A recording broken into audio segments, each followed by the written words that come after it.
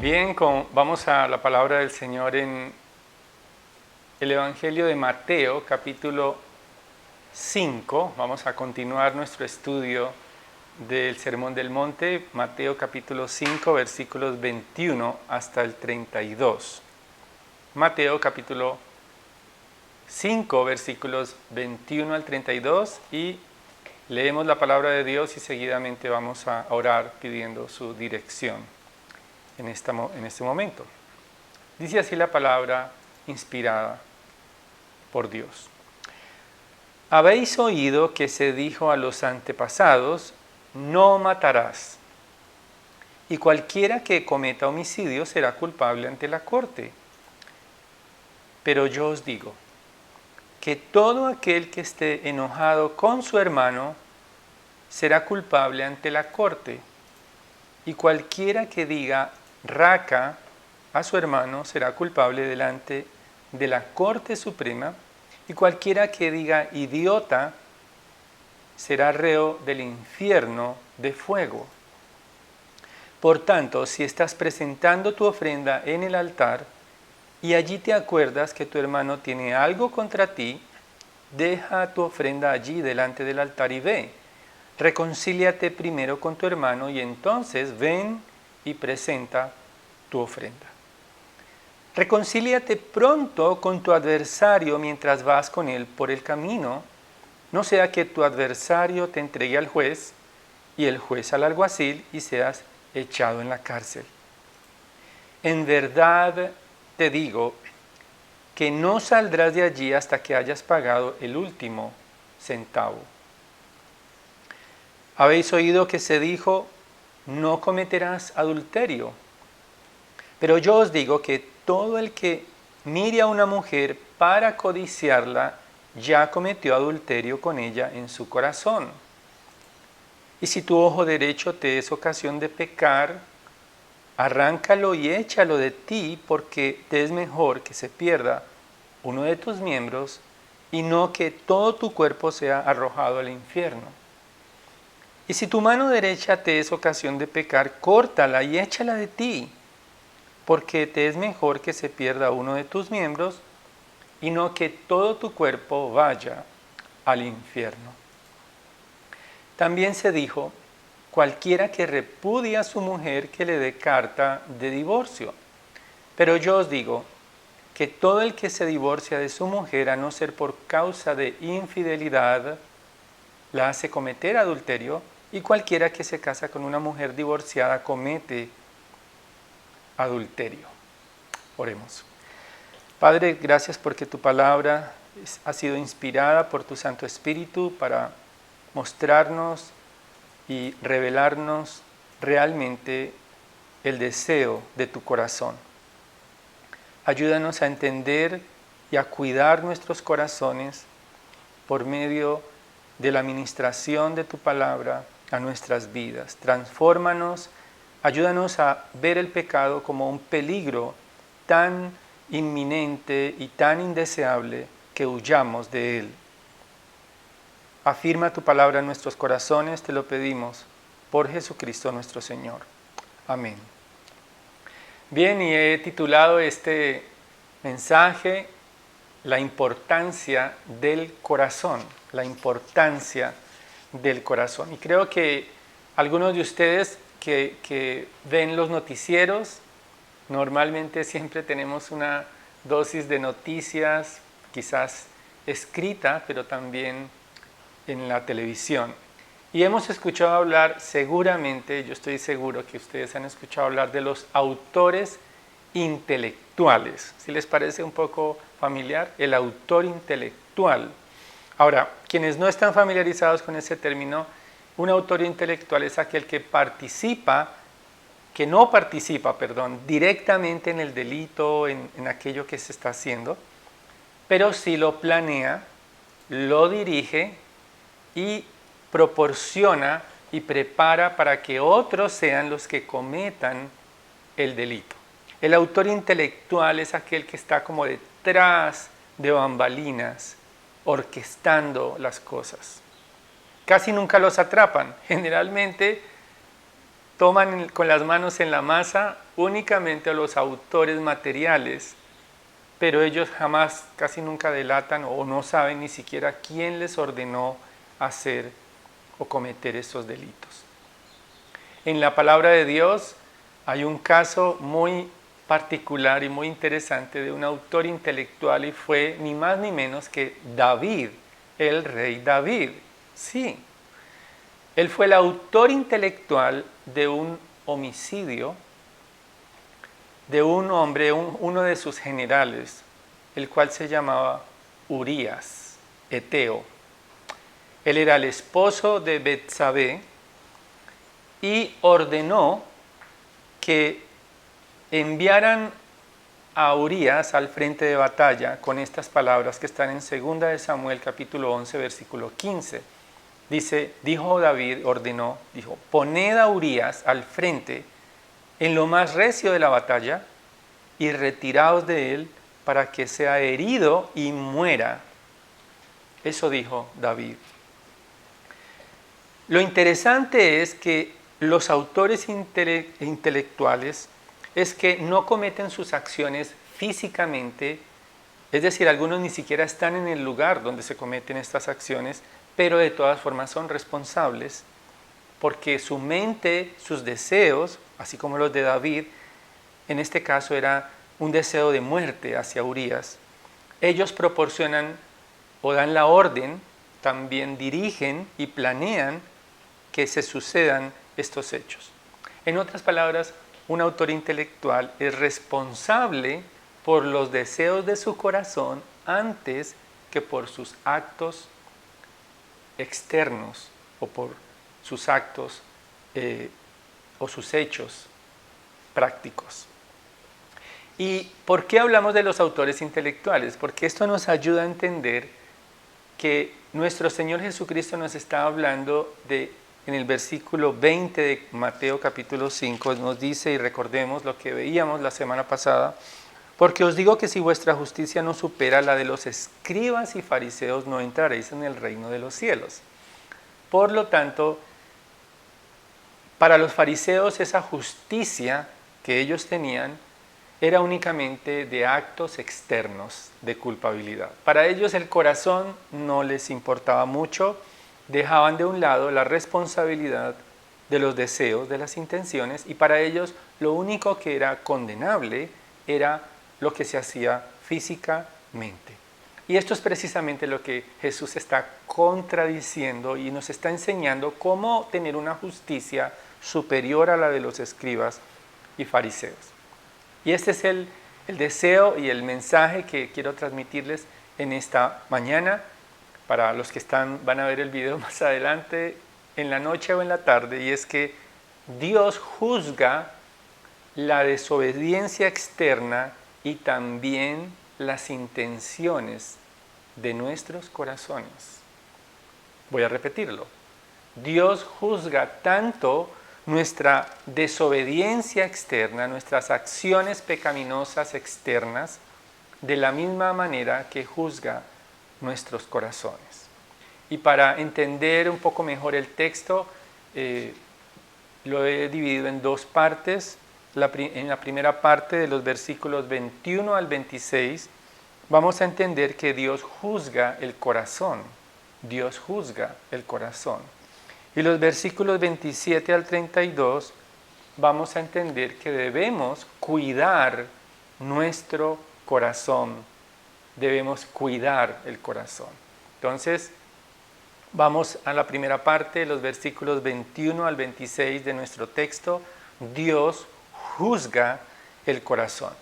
Como vimos en Mateo 5:20, los discípulos del Señor Jesucristo están llamados a superar la justicia de los fariseos, de lo contrario no podrán entrar al reino de los cielos. Y a partir del versículo 21 vemos cómo el Señor está mostrando tres ejemplos, comienza con tres ejemplos de la manera como los fariseos pensaban, o sea, la justicia inferior, y la manera como es interpretada la ley por Jesucristo, es decir, dándole el sentido correcto de la ley para obtener una justicia superior. Dice el versículo 21, habéis oído que se dijo a los antepasados, no matarás, y cualquiera que cometa homicidio será culpable ante la corte. La expresión habéis oído tiene que ver con la enseñanza que era popular entre los judíos. Obviamente está citando Éxodo capítulo 20, versículo 13, pero para los fariseos era popular únicamente castigar el homicidio cuando realmente hubiera alguien muerto. Sin embargo, el Señor Jesucristo utiliza una expresión en el versículo 22, pero, hay un pero allí, es decir, él se detiene para aclarar y dice, yo os digo que todo aquel que esté enojado con su hermano será culpable ante la corte. Solamente el Hijo de Dios tiene la autoridad para poder hablar de la ley de esa manera. Cuando Dios dice, cuando el Señor Jesucristo, con la autoridad divina, como el Mesías, dice, pero yo os digo, está hablando como ninguno de los fariseos, como ninguno de los profetas, como ninguno de sus antepasados podía hablar, porque tiene la autoridad de Dios para explicar el sentido correcto de la ley. Recordemos que, como nos dice en el versículos atrás, 5:17 dice, no penséis que he venido para abolir la ley o los profetas, no he venido para abolir, sino para cumplir. De tal manera que lo que está diciendo el Señor Jesucristo no es nada nuevo. En realidad es como si estuviera haciendo exégesis a la ley, es decir, está interpretando el sentido correcto de la ley enfocado en su obra redentora. Es interesante que para los fariseos no matar era exclusivamente un acto de homicidio. Hasta que no corría sangre, para ellos no se había violado la ley. Eran culpables ante los judíos, dice el Señor ahí en el versículo 22, culpable ante la corte. Había una corte mucho más baja que el Sanedrín. El Sanedrín era como el tribunal supremo de justicia de los judíos. Y este tribunal inicial que está nombrando el Señor allí era de 21 miembros. Quizás se está refiriendo a que efectivamente iba a ser juzgado. Pero miren lo que dice el Señor allí. Pero yo os digo que todo aquel que esté enojado con su hermano será culpable ante la corte.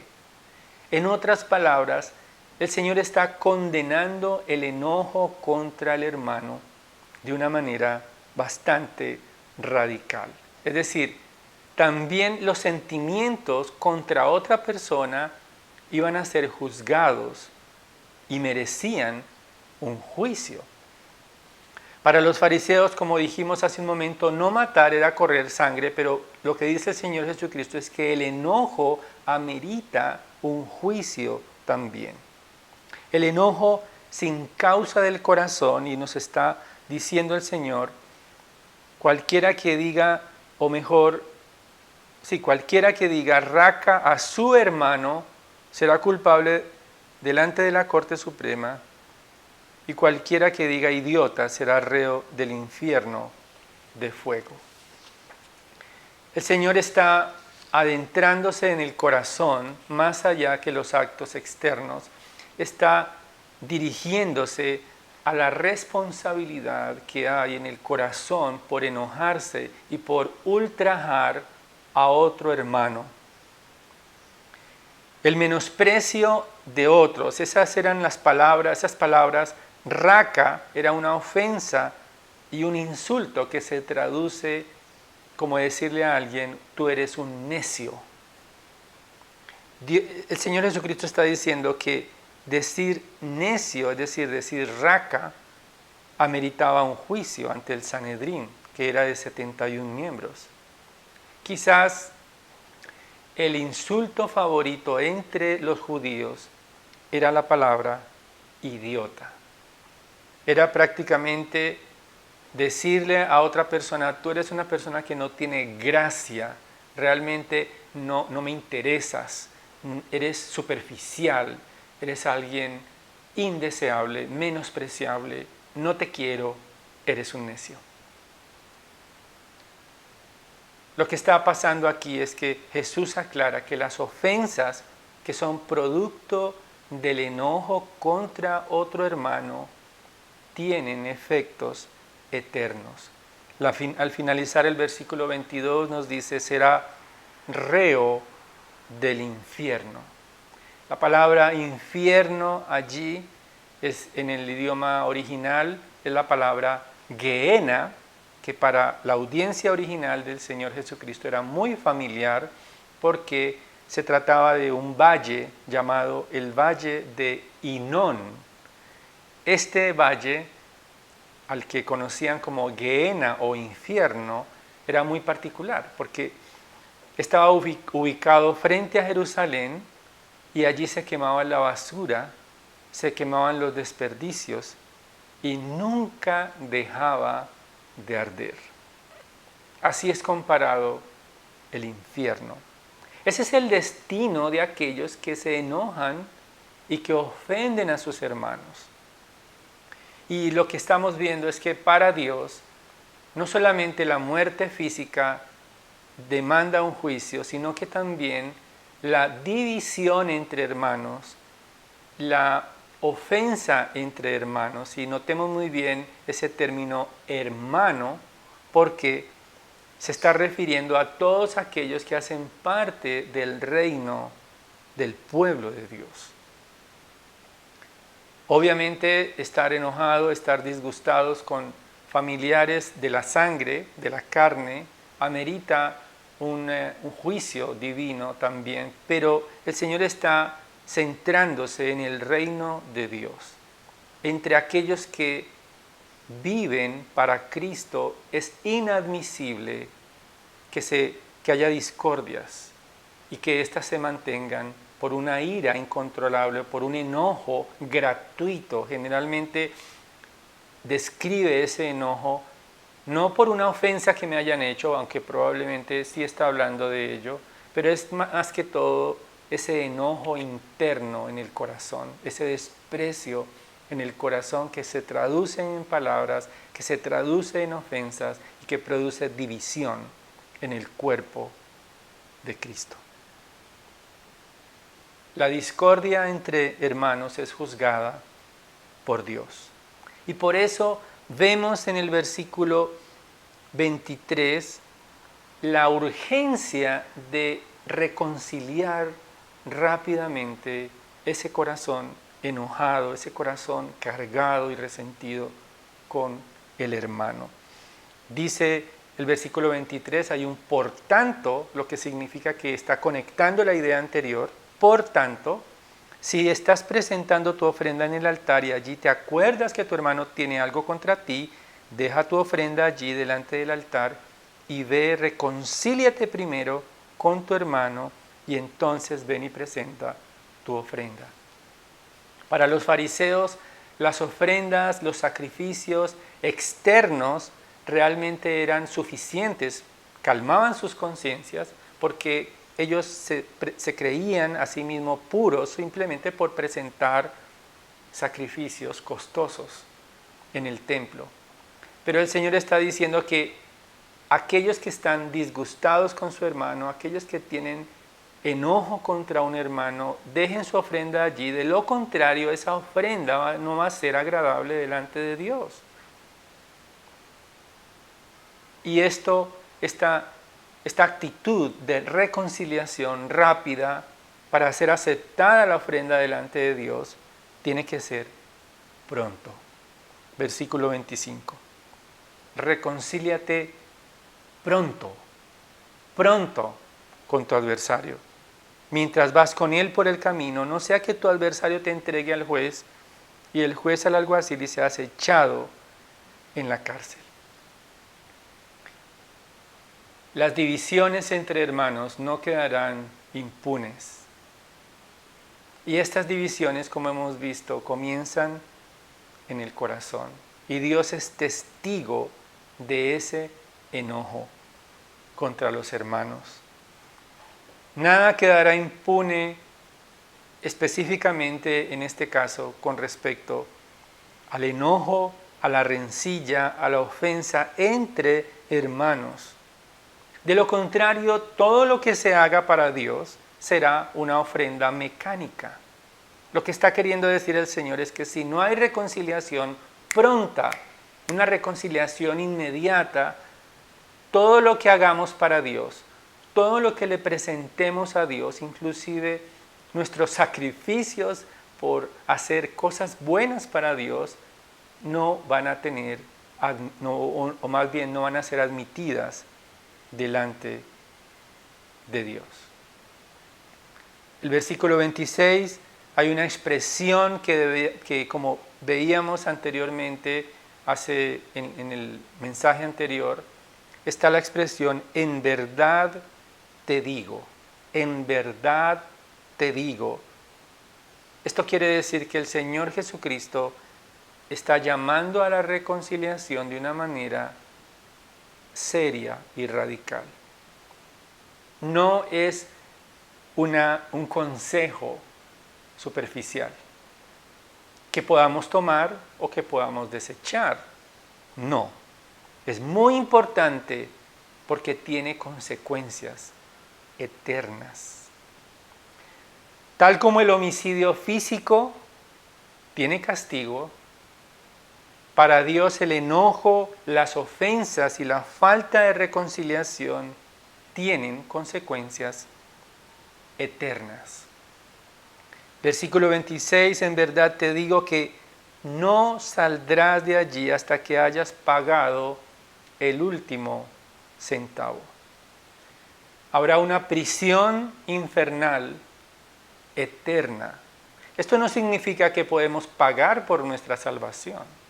Lo que quiere decir es que quizás aquellos que viven eternamente o perpetuamente en divisiones, en enojo, sin reconciliación, tampoco podrán estar en el cielo con Dios, porque presentarán una justicia y tal como la de los fariseos, no será una justicia superior. Necesitamos examinar constantemente nuestros corazones. Necesitamos agotar todos los medios habidos y por haber para reconciliarnos con nuestros hermanos. Porque, como decimos hace un momento, no solamente el homicidio físico tiene consecuencias, sino también el enojo. Nos impide acercarnos a Dios y nos conduce al castigo eterno. No puede haber divisiones en la iglesia de Dios, y este es el sentido que más adelante el apóstol Pablo en Primera de Corintios está enfatizando como un eco del Sermón del Monte, donde invita a todos aquellos que se acerquen a la mesa del Señor, es decir, a la Santa Cena, con un corazón desprovisto de enojo y de falta de unidad con los hermanos, porque es pecaminoso. Estamos persuadidos de una iglesia, nueva iglesia aquí en Cali, de sana doctrina, centrada en el Evangelio, y creo que desde ya debemos poner los cimientos de la unidad en esta iglesia que está comenzando. Una iglesia que está unida, que se reconcilia, que se perdona unos a otros, es una iglesia con una justicia superior a la de los escribas y fariseos. Y esto nos lleva al segundo punto. Ya vimos que Dios juzga también el corazón, y por lo tanto, en segundo lugar, de los versículos 27 en adelante, debemos cuidar nuestro corazón. Es imprescindible cuidar el corazón. A partir del versículo 27 hay otro ejemplo, el anterior era con el homicidio, ahora el Señor usa el adulterio como ejemplo de una justicia superior. El pecado de adulterio era considerado por los fariseos como algo meramente físico ellos apedreaban a aquellos que eran encontrados en el acto mismo de adulterio. En Juan capítulo 8 es un pasaje muy familiar para todos nosotros, donde los fariseos toman piedras y traen una mujer encontrada en el acto de adulterio y ya quieren apedrearla. Sin embargo, Jesús va más allá del simple adulterio físico. Versículo 28. 27. Habéis oído que se dijo: no cometerás adulterio. Pero yo os digo, nuevamente, que todo el que mire a una mujer para codiciarla, ya cometió adulterio con ella en su corazón. Hay que aclarar que el Señor no está diciendo que mirar a una mujer para codiciarla y tener relaciones sexuales ilícitas es lo mismo. No. Ambos pecados son diferentes, son situaciones que ameritan una distinta gravedad, y hay inclusive una descalificación en los ministros y en todos los siervos por esta clase de pecado físico y sexual. El punto aquí es ayudarnos a entender que, contrariamente a la opinión de los fariseos, el pecado también se produce en el corazón. Dice el versículo 28, ya cometió adulterio con ella en su corazón. Es importante no solamente cuidar nuestra conducta externa, nuestra conducta diaria, sino también estar atentos a los actos del corazón. Y por eso los versículos siguientes, el Señor está dirigiéndose con palabras fuertes para advertirnos de cómo debemos cuidar no solamente el corazón, sino huir del pecado. Versículo 29, y si tu ojo derecho te es ocasión de pecar, arráncalo y échalo de ti. Ahora, es importante que no está haciendo Jesús un llamado a mutilarnos físicamente o arrancarnos los ojos. Él está usando una figura del lenguaje, del idioma, llamada hipérbole. Es una exageración para enfatizar un punto. Él quiere decir, con arrancarse el ojo, está mostrando que debemos tomar decisiones radicales para no pecar con nuestros ojos, para tomar el corazón con seriedad. Mutilarse un ojo representa remover todas las fuentes de pecado del corazón. Pero también continúa en el versículo 30. Y si tu mano derecha te es ocasión de pecar, córtala y échala de ti. Tampoco está diciendo que nos mutilemos. Es un poco violento. Tiene que ver con tratar el pecado de adulterio y en general todos los pecados con la misma seriedad. Todo lo que provee acceso al pecado y al corazón, debemos alejarnos de eso. Debemos arrancarlo de raíz. Todo lo que provee acceso a nuestros cuerpos, a nuestros sentidos, todo lo que tiene que ver con imágenes ilícitas, inmorales, pornografía, conversaciones obscenas, todo eso debemos huir y arrancar de raíz todas las fuentes de pecado. Y ahora está de moda el pecado electrónico, el pecado tecnológico. En otras palabras, tanto el acto sexual de adulterio como el acto de adulterio del corazón tienen consecuencias eternas. Debemos cuidar el corazón. Ese es el punto del Señor para una justicia superior. y voy a leer una frase de John Stott acerca de este pasaje. Él dice lo siguiente, este teólogo: esta enseñanza avanza nítidamente en dirección opuesta a las normas modernas de tolerancia. Se basa en el principio de que la eternidad es más importante que el tiempo y la pureza más valiosa que la cultura, y que cualquier sacrificio vale la pena mientras estemos en esta vida, si resulta necesario para asegurar nuestra entrada a la vida eterna.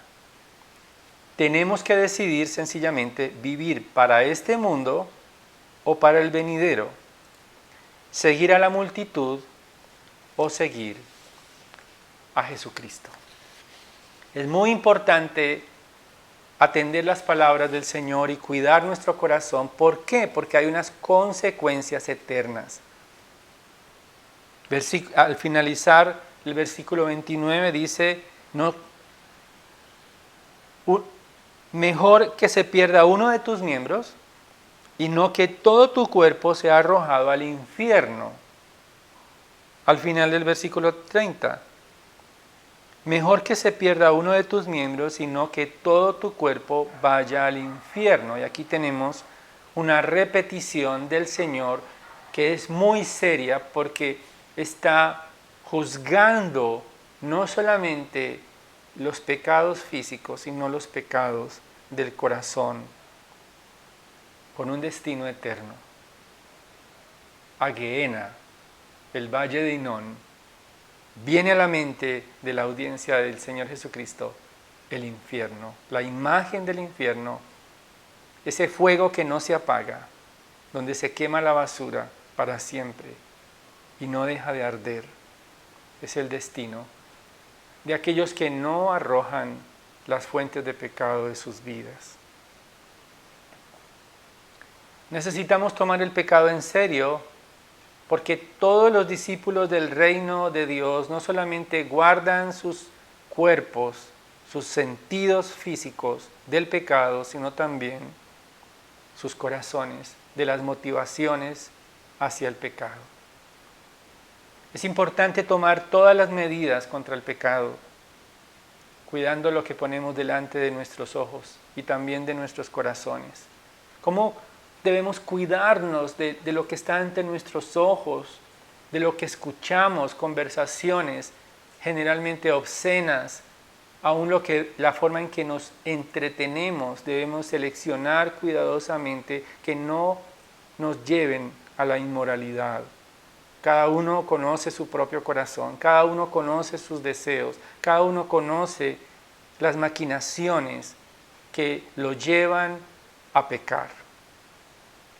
Por eso el apóstol Pablo, escribiéndole a Timoteo en su primera carta, capítulo 5, él como apóstol está instruyendo a su discípulo Timoteo, que era pastor de la iglesia de Éfeso, para que pudiera vivir en pureza. Dice lo siguiente: trata a las ancianas como a madres y a las jóvenes como a hermanas, con toda pureza, dice el apóstol Pablo. Entender que aquellos que nos rodean pertenecemos a la misma familia en Cristo, y también nos ayuda a poder tener pureza en nuestras relaciones sociales con otros. Los versículos 31 y 32 nos hablan del tercer ejemplo que el Señor está poniendo aquí, presentando como una justicia superior acerca del matrimonio. Dice el versículo 31, también se dijo: cualquiera que repudia a su mujer, que le dé carta de divorcio. Para los fariseos usaban la excepción, es decir, no había ningún mandato de divorciarse, era una excepción dada por Dios por la dureza del corazón de los fariseos. En Deuteronomio 24, el Señor protege por medio de Moisés a estas mujeres que eran desechadas y más bien les dice que les den carta de divorcio. Despedían estos hombres basados en esa excepción, no en una regla, sino una excepción de la ley, allí en Deuteronomio 24, los primeros versículos, y despedían a sus esposas inmisericordiamente por cualquier motivo trivial que se les antojara. Ellos despedían a sus esposas, se inventaban las razones para darles carta de divorcio. Pero el Señor Jesucristo aclara que solamente, versículo 32, pero yo os digo que todo el que se divorcia de su mujer, a no ser por causa de infidelidad, la hace cometer adulterio. El Señor está enfatizando que la única manera de divorciarse, porque Dios odia el divorcio, es por causa de infidelidad. La palabra usada allí para infidelidad es la misma palabra para usar la palabra pornografía, la palabra porneia. Tienen el mismo origen. Esto quiere decir que el Señor Jesucristo está diciendo que ellos usaban su corazón, maquinaban en su corazón, se inventaban causales para divorciarse, pero el Señor restringe esa liberalidad que tenían, acusándolos de adúlteros. Dice la segunda parte del versículo 32, a no ser por causa de infidelidad, la hace cometer adulterio a aquella mujer que ellos repudiaban, y cualquiera que se casa con una mujer divorciada comete adulterio. Una mujer que estaba sola, que había sido repudiada por cualquier causa por los fariseos, o como los judíos estaban enseñando, o más bien esa clase religiosa lo enseñaba, dejaba a una mujer totalmente desprovista de los medios para subsistir. Prácticamente la estaban obligando a buscar un esposo para poder subsistir. Pero también los fariseos se atrevieron más adelante a cuestionar al Señor Jesucristo en Mateo 19 con la misma pregunta. Trataron de atrapar a Jesús con esta misma pregunta en Mateo 19. ¿Es lícito para el hombre dejar a su mujer por cualquier causa? Y Él les dice, no mandó Dios divorciarse, sino que Moisés lo permitió por la dureza de su corazón. El corazón de los fariseos estaba afectado, pero ellos solamente juzgaban los actos externos. La dureza del corazón y la falta de integridad, aún para divorciarse, cometen adulterio si se vuelven a casar. Por eso los apóstoles dicen, es mejor no casarse, porque ven tan serio, tan complejo esas separaciones ilícitas por cualquier causa que ellos no sabían qué hacer. La unión matrimonial es bendecida por Dios y aquí en realidad el Señor está juzgando, como lo ha hecho con los dos pecados anteriores, el homicidio y el adulterio, el corazón de los fariseos. Necesitamos cuidar nuestro corazón. Necesitamos entender que Dios juzga no solamente la desobediencia externa, sino también las intenciones del corazón. Aunque los fariseos no participaron de la crucifixión del Señor Jesucristo, esto lo hicieron los soldados romanos que eran dirigidos por un centurión, que eran expertos en flagelar con clavos, con la corona de espinas. Ellos eran expertos en flagelación. Los fariseos sí fueron los autores intelectuales de la muerte, la crucifixión y la agonía del Señor Jesucristo. No se sentían homicidas porque no usaron sus manos para matar a Jesús, pero eran culpables en su corazón. El apóstol Pedro, en su primer discurso a la iglesia después de Pentecostés, al final dice lo siguiente en Hechos capítulo 2, versículo 36. Sepa pues ciertísimamente toda la casa de Israel que a este Jesús, a quien vosotros crucificasteis, Dios le ha hecho Señor y Cristo. Él no se está dirigiendo a los romanos, ni a los soldados que traspasaron al Señor. Está dirigiéndose a la casa de Israel, comenzando por la casa o la clase religiosa. Pero hermanos y amigos, nosotros no somos mejores que ellos. No somos mejores que los fariseos, quizás como Pilato lavándonos las manos porque no estuvimos presentes hace 2000 años en las aflicciones del Rey de justicia, del Mesías, del Rey eterno, cuando estaba solo en la oscuridad, en la agonía de la muerte. El Padre juzgó al Hijo como homicida, porque en realidad nosotros somos los homicidas. En realidad no todos nosotros participamos de la crucifixión del Señor Jesucristo. Fuimos los autores intelectuales por nuestro pecado. Nuestros pecados llevaron a la cruz al Señor.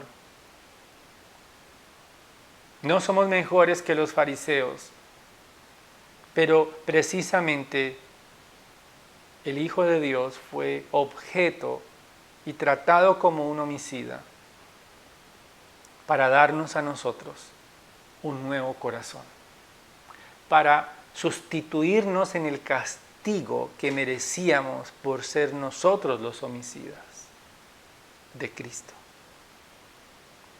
Él nos ha dado un nuevo espíritu. Él nos ha dado un nuevo corazón, como veíamos las promesas de los profetas en Jeremías 31, Ezequiel 36, si nos arrepentimos de nuestros pecados. Si nos postramos ante Él, ante el Dios eterno, por los méritos de Jesucristo y aceptamos la sustitución que Él hizo por nosotros en la cruz, recibimos un nuevo corazón. Un corazón apto para reconciliarse con otros rápidamente. Un corazón para huir del pecado. Un corazón no solamente para estar lejos del pecado físico, sino también un corazón puro para Dios. Leíamos en Proverbios, sobre toda cosa guardada, guarda tu corazón, porque de él mana la vida, porque Dios tiene los ojos puestos en nuestros corazones. Luchemos y seamos sensibles a la voz del Espíritu Santo. El Espíritu Santo susurrará a nuestros corazones cuando estemos en terrenos peligrosos de tentación. El Espíritu Santo nos advertirá que la ruta que estamos llevando, que las amistades que estamos teniendo, que la oscuridad, el callejón que estamos transitando es un camino de muerte.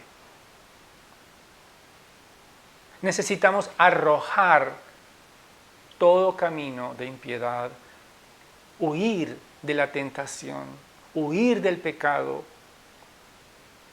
No tratemos de amordazar la voz del Espíritu en nosotros.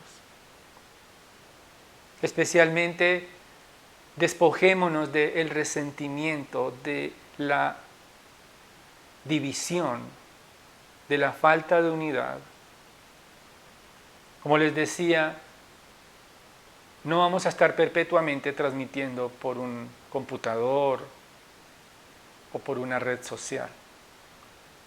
un día vamos a reunirnos y vamos a tomar la Santa Cena entre todos aquellos que se han bautizado y aquellos que han querido ser parte de esta iglesia y todos los que se han arrepentido de sus pecados en esta ciudad. Compartiremos juntos, sin resentimientos, en unidad, para honrar a Jesucristo. Luchemos por nuestra santidad de forma radical. Alejémonos de todo lo que atente contra la pureza, no solamente de nuestros cuerpos, sino de nuestros corazones. Y no lo hagamos solamente para huir del infierno eterno, no.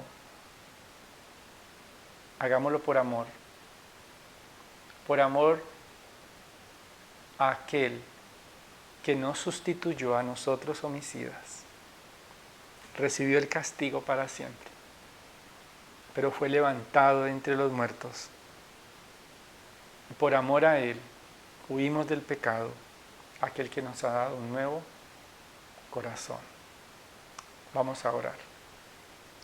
Padre, gracias porque tu palabra es clara para alertarnos sobre nuestros corazones, mucho más allá de nuestros actos. Ayúdanos a huir del pecado y a poder entender que tenemos provisión de perdón siempre que acudimos a tu trono por los méritos de Jesucristo. Guía, Señor, a esta futura iglesia en la unidad y aparta toda disensión, todo pecado oculto, para que sea confesado y limpiado delante de tu trono. Te lo pedimos por Jesucristo, nuestro Señor. Amén.